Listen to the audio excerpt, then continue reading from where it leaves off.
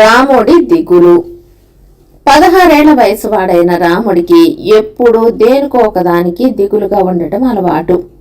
ఒక రోజున వాడు దిగులుగా ఊరి బయట చెరువు గట్టున కూర్చుని ఉండగా 4 ఏళ్ల ఈడువాడైన జమీందారు కొడుకును ఒక దొంగ ఎత్తుకుపోతూ ఉండటం కంటబడింది. రాముడి ధైర్యం, దేహబలం చెప్పుకోదగ్గవి. వాడు దొంగను అటకాయించి గట్టిగా 4 తన్నేసరికి దొంగ జమీందారు కొడుకును అక్కడ వదిలేసి పారిపోయాడు. రాముడు ఆ కుర్రవాణ్ణి తీసుకుని జమీందారు ఇంటికి వెళ్లి జరిగింది ఆయనకు చెప్పాడు. అంతవరకు జమీందారుకు తన కొడుకును ఎవడో దొంగ ఎత్తుకుపోయిన సంగతే తెలియదు. ఆయన రాముణ్ణి మెచ్చుకుని తన పనివాళ్లను తిట్టి వాడికి ఒక బంగారు కాసు బహుమానంగా ఇచ్చి పంపాడు. ఆ కాసును ఏం చేయాలో రాముడికి తెలియలేదు. వాడు బాగా ఆలోచించి ఆ కాసును చెరువుగట్టు మీద ఒక చోట పాతిపెట్టి గుర్తుగా దాని మీద ఒక మొక్కను నాటాడు. కొద్ది రోజులు గడిచాక ఆ దేశపు రాజు దేశ సంచారం చేస్తూ రాముడున్న ఊరు చేరాడు. గ్రామాధికారి ఆయనకు సేవలు చేయడానికి రాముణ్ణి నియమించాడు. రాముడు చేసే సపర్యలు, వాడి తెలివితేటలు, వినయము, బలం రాజుకు బాగా నచ్చాయి. రాజు వాడితో, "నువ్వు అన్ని విధాలా నాకు నచ్చావు. ఏం కావాలో కోరుకో, ఇస్తాను" అన్నాడు. రాముడు, "ఎందువల్లనో నా మనసు ఎప్పుడూ దిగులుగాను విచారంగాను ఉంటుంది. అందరిలాగే సంతోషంగా ఉండటం నా వల్ల కూడా అయితే బావుండును. అందుకు నేనేం చేయాలో చెప్పండి ప్రభు" అని అడిగాడు. చిన్న చిన్న విషయాలకు బాధపడేవాళ్లు ఎప్పుడూ దిగులుగా ఉంటారు. ఈ ప్రపంచంలో ఏ పక్షిగానో పశువుగానో కాక మనిషిగా పుట్టినందుకు ప్రతివాడు ఎంతో సంతోషంగా ఉండాలి అన్నాడు రాజు. రాముడు ఒక క్షణం ఆలోచించి, "ఒక చిన్న సంగతి ప్రభు, మా గ్రామంలో ప్రతి ఒక్కరూ ఎప్పుడో ఒకప్పుడు ఊరు వదిలి ఎక్కడికో వెళ్లి వస్తూ ఉంటారు. నాకెక్కడా ఎవ్వరూ లేరు. ఎప్పుడూ ఈ ఊరిలో ఉండిపోవలసి రావటం వల్లనే నాకు సంతోషంగా ఉండటం లేదని నా అనుమానం" అన్నాడు. రాజుకు వాడి మీద జాలి కలిగింది. ఆయన వాడితో, "నువ్వు దిగులు పడకు, నీకెవ్వరూ లేరనుకోకు. నేనే నీ బంధువును. ఇప్పుడు నిన్ను నాతో రాజధానికి తీసుకువెళ్తాను. నీకిష్టం వచ్చినన్ని రోజులు అక్కడ ఉండి అక్కడి వింతలన్నీ చూసి వినోదించు.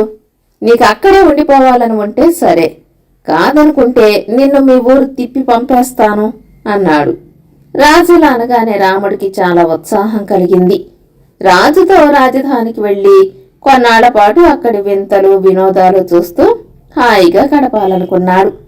ఆ సమయంలో వాడికి తను పాతిపెట్టిన బంగారు కాసు గుర్తుకు వచ్చింది. రాజధానిలో ఖర్చుల కోసం దాన్ని కూడా తీసుకువెళ్దామని వాడు చెరువుగట్టుకు వెళ్ళాడు. అయితే వాడు చెరువుగట్టున గుర్తుగా నాటిన మొక్కను ఏ పశువులో తినేశాయి. అందువల్ల తను కాసును ఎక్కడ పాతిపెట్టింది వాడికి తెలియలేదు. గుర్తుకు వచ్చిన చోట తవ్వి చూశాడు. కాసు దొరకలేదు.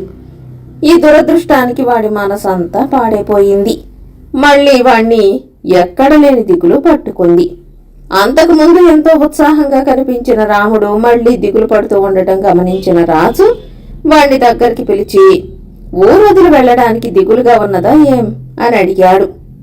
"లేదు ప్రభు, రాజధానికి నా వెంట నేను కష్టపడి కూడబెట్టిన డబ్బు తెచ్చుకుందామనుకున్నాను.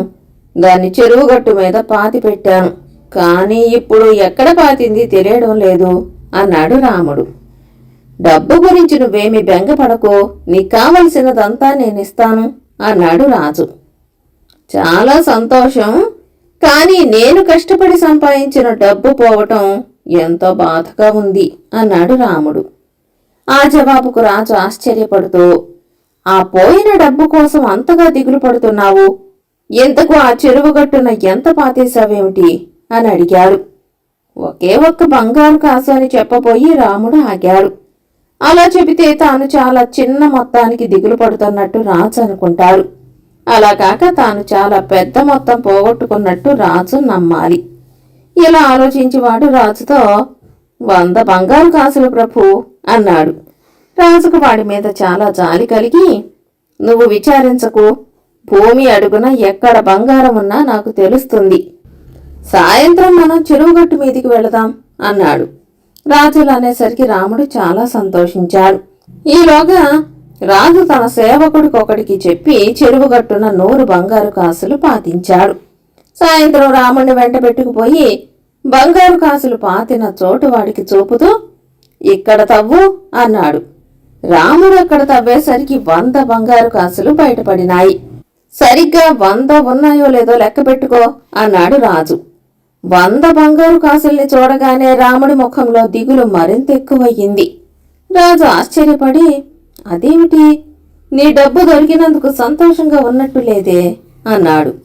రాముడు ఆయన కాళ్ల మీద పడి మన్నించండి, ఈ డబ్బు నాది కాదు, చాలా చిన్న మొత్తం గురించి దిగులు పడుతున్నానని, నన్ను మీరు వేళాకోళం చేస్తారని భయపడి అబద్ధం చెప్పాను. నేను పాతిపెట్టింది ఒకటే బంగారు కాసు, ఈ డబ్బు ఇంకెవరిదో అన్నాడు. ఎవరిదైతేనేం, నీకు దొరికింది కదా, ఇక ఆ డబ్బంతా నీదే అన్నాడు రాజు నవ్వుతూ. ఈ డబ్బు వద్దు ప్రభు, ఒక్క బంగారు కాసు పోయినందుకే నాకెంతో బాధగా ఉంది. 100 బంగారు కాసులు పోవడం అంటే దాని యజమానికి ఇంకెంత బాధగా ఉన్నదో. ఇతరుల డబ్బు నాకు వద్దు అన్నాడు రాముడు. రాముడి సద్బుద్ధి రాజుకి ఎంతగానో నచ్చింది. ఆయన వాణ్ణి మెచ్చుకుని ఆ డబ్బు నాదే, నీకోసం నేనే అక్కడ పాతించాను అని చెప్పాడు. మహాప్రసాదం ప్రభు అంటూ రాముడు ఆ డబ్బు తీసుకున్నాడు. నువ్వు చాలా మంచివాడివి, నమ్మకస్తుడివి. నా కొలువులో నీకు మంచి ఉద్యోగం ఇస్తాను. మళ్ళీ జీవితంలో దిగులు అన్నది నీకు లేకుండా చేస్తాను. నువ్వెప్పుడూ సంతోషంగా ఉండాలన్నది నా కోరిక అన్నాడు రాజు. చాలా సంతోషం ప్రభు అన్నాడు రాముడు. కాని వాడి ముఖంలో ఎక్కడా సంతోష లక్షణం లేకపోగా రాజుకు పుట్టెడు దిగులు కనిపించింది. ఆయన వాడితో నిన్నింకా దిగులు వదిలినట్టు లేదు అన్నాడు. ఇంకెక్కడి దిగులు ప్రభు అంటూ రాముడు మరింతగా దిగులు పడిపోతూ ఈ జన్మకు నా బంగారు కాసు దొరికే అవకాశం లేదనుకుంటాను. ఈ ఊళ్ళోనే ఉంటే ప్రతిరోజు చెరువుగట్టు మీద దానికోసం వెతుక్కుంటూ ఉండగలను అన్నాడు. రాముడి దిగులు పోగొట్టడం తన వల్ల కాదని, అది వాడికి పుట్టుకతో వచ్చిన బుద్ధి అని రాజు గ్రహించాడు. అందువల్ల ఆయన వాణ్ణి రాజధానికి తీసుకుపోయే ఆలోచన మానుకున్నాడు. కథ సమాప్తం.